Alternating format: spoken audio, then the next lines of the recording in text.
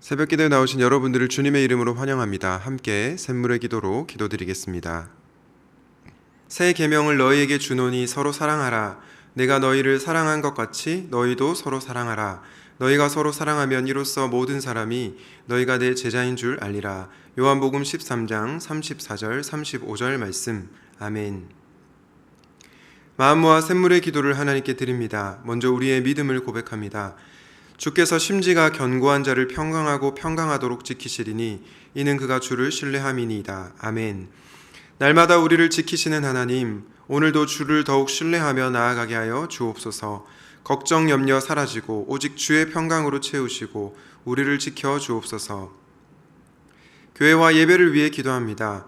그리스도의 평강이 너희 마음을 주장하게 하라. 너희는 평강을 위하여 한 몸으로 부르심을 받았나니 너희는 또한 감사하는 자가 되라. 아멘. 교회를 한 몸으로 부르신 하나님, 함께 모여 예배하며 기도하기에 힘쓰는 거룩한 공동체 되게 하소서. 예배를 사모하며 예배의 기쁨을 누리며 주의 임재를 경험하는 예배 되게 하옵소서. 복장을 위해 기도합니다. 평강의 주께서 친히 때마다 일마다 너희에게 평강을 주시고 주께서 너희 모든 사람과 함께 하시기를 원하노라. 아멘. 우리에게 평강 주시기를 원하시는 하나님, 목장 안에 하나된 마음을 주시고 서로를 위해 기도의 분량을 채우며 사랑의 수고를 통해 하나님 나라를 경험하는 귀한 공동체 되게 하옵소서. 단기 봉사를 위해 기도합니다. 예수께서 또 이르시되 너희에게 평강이 있을지어다. 아버지께서 나를 보내신 것 같이 나도 너희를 보내노라. 아멘. 하나님 아버지, 다시 재개하는 단기 봉사를 축복하여 주옵소서. 모든 지체들이 건강하고 안전하게 다녀오게 하시고 각 팀의 모든 일정 속에 하나님의 세밀한 인도하심을 경험하게 하옵소서. 주일학교 여름 사역을 위해 기도합니다. 너희는 내게 배우고 받고 듣고 본바를 행하라. 그리하면 평강의 하나님이 너희와 함께 계시리라. 아멘. 하나님 아버지, 다음 세대들이 주일학교 여름 사역을 통해 주의 말씀을 잘 배우고 행하는 자들 되게 하시고 하나님을 인격적으로 만나는 귀한 시간 되게 하옵소서. 세상의 풍속을 쫓지 않고 거룩하고 구별된 하나님 자녀의 정체성으로 세상을 이기며 살아갈 힘을 얻게 하옵소서. 준비하고 진행하는 모든 손길 위에 주의 큰 은혜를 내려주옵소서. 오늘도 우리를 주의 뜻대로 인도하여 주시기를 원하오며 예수님의 이름으로 기도합니다. 아멘. 오늘 하나님께서 저와 여러분에게 주시는 말씀은 역대상 8장 1절에서 13절 말씀입니다.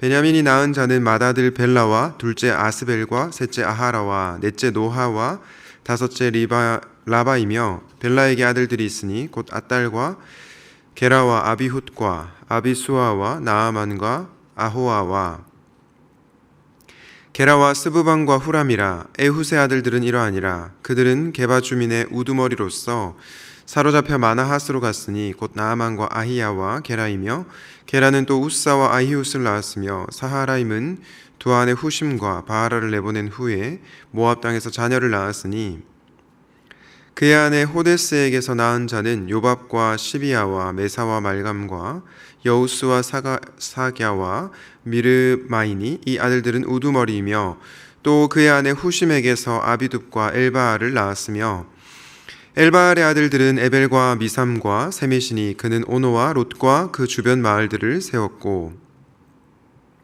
또 브리아와 세마이니. 그들은 아얄론 주민의 우두머리가 되어 그들의 가드 주민을 쫓아냈더라. 아멘. 오늘의 말씀은 하나님에 의해서 되는 인생입니다. 성도 여러분, 여러분은 어떤 인생을 살기를 원하십니까? 내가 노력해서 뭔가를 쟁취하는 인생, 그 인생 참 귀한 것 같습니다. 내가 뭔가 열심히 노력해서 나의 수고로 말미암아 어떤 것들을 얻게 되는 인생 귀하지 않습니까? 그런데 저는 이런 인생보다 더 귀한 인생이 있다고 믿습니다.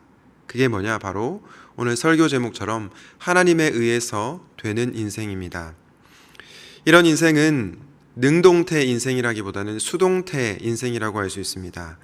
바라기는 하나님에 의해서 되는 인생을 살아가는 저와 여러분이 되시면 좋겠습니다. 오늘은 역대상 8장 말씀을 통해서 성도의 인생은 하나님에 의해서 되는 인생이다 라는 주제로 말씀을 전하려고 하는데요. 특별히 본문에 나오는 베냐민 지파의 족보를 통해서 이 주제를 함께 상고해 보고자 합니다. 오늘 본문에 보니 베냐민이 낳은 자들이 쭉 언급되고 있는데요. 다른 이름들은 다소 생소하지만 우리에게 익숙한 이름이 하나 나옵니다. 바로 6절에 나오는 에훗입니다. 저와 여러분이 잘 아시는 사사기에 나오는 왼손잡이 사사 에훗입니다. 이 에훗을 사사기 3장 15절에 보면 이렇게 묘사하고 있습니다. 베냐민 지파 게라의 아들인 왼손잡이 에훗. 저는 이 왼손잡이라는 표현에 좀 주목해 보고 싶습니다. 왼손잡이라는 표현은 오른손에 제약이 있다 혹은 오른손이 이렇게 묶였다 라고 번역을 할 수 있는데요. 그래서 많은 분들이 하나님께서 이 오른손에 제약이 있는 왼손잡이 에훗을 들어서 사용하셨다, 하나님은 약한 자를 들어서 사용하신다, 이렇게 많이 생각을 하는 것 같습니다. 하지만 최근의 학자들에 따르면 왼손잡이라고 하는 것은 결코 그의 약점이 아니었습니다. 사사기 20장을 보시면 물매로 정확하게 공격하는 베냐민의 빼어난 용사 700명이 어떤 사람들이라고 하냐면 모두 오른손에 제약이 있는 사람들이라고 묘사하고 있습니다. 따라서 오른손에 제약이 있다는 것은 약점이 아니라 사실은 강점이었던 것이죠. 실제로 오른손잡이가 많은 상황에서 왼손잡이는 오른손잡이의 군사적 능력을 무효화할 수 있었습니다. 또한 오른손잡이 군사들이 공격하기 어렵게 만들어 놓은 성벽 구조에서는 왼손잡이가 훨씬 더 유리했습니다. 따라서 그 당시 왼손잡이는 다시 한번 말씀드리지만 약점이 아니라 강점이었던 것입니다. 사랑하는 성도 여러분, 제가 여기서 무엇을 말씀드리려고 이런 설명을 드리는 걸까요? 한 사람이 오른손잡이냐 왼손잡이냐 이게 중요한 것이 아니라는 것입니다. 중요한 것은 하나님에 의해서 되는 인생이 있다는 것입니다. 그 사람이 왼손잡이든 오른손잡이든 하나님께서 쓰시고자 한다면 그 어떤 사람이라도 하나님 그 사람을 쓰신다는 것입니다. 그러므로 오늘 우리가 말씀을 통해서 붙잡아야 할 핵심 메시지는 성도의 인생은 바로 하나님에 의해서 되는 인생이다라는 것입니다. 사랑하는 성도 여러분, 여러분의 인생은 단지 여러분의 노력만으로만 성취하고 살아가는 삶입니까? 아니면 하나님에 의해서 되는 인생입니까? 앞서 말씀드린 것처럼 우리가 열심히 노력해서 무언가를 쟁취하는 인생도 귀하지만 하나님에 의해서 되는 인생 더 귀하다고 할 수 있겠습니다. 바라기는 하나님에 의해서 되는 인생을 살아가시기를 주님의 이름으로 축복합니다. 에훗에 이어서 또 한 명의 인물을 살펴보려고 하는데요. 오늘 우리가 본문을 읽진 않았지만 역대상 오늘 큐티 본문인 8장 1절부터 40절에 보면 에훗에 이어서 또 눈에 띄는 인물이 한 명 등장합니다. 바로 우리가 잘 아는 사울이죠. 그런데 이 사울이 어떤 자였습니까? 사무엘상 9장 1절 2절을 세번역 성경으로 보면 사울에 대해서 이렇게 말씀하고 있습니다. 베냐민 지파의 기스라고 하는 유력한 사람이 있었다. 그의 아버지는 아비엘이고 할아버지는 스롤이고 그 윗대는 베고라시고 그 윗대는 아비야인데 베냐민 사람이다.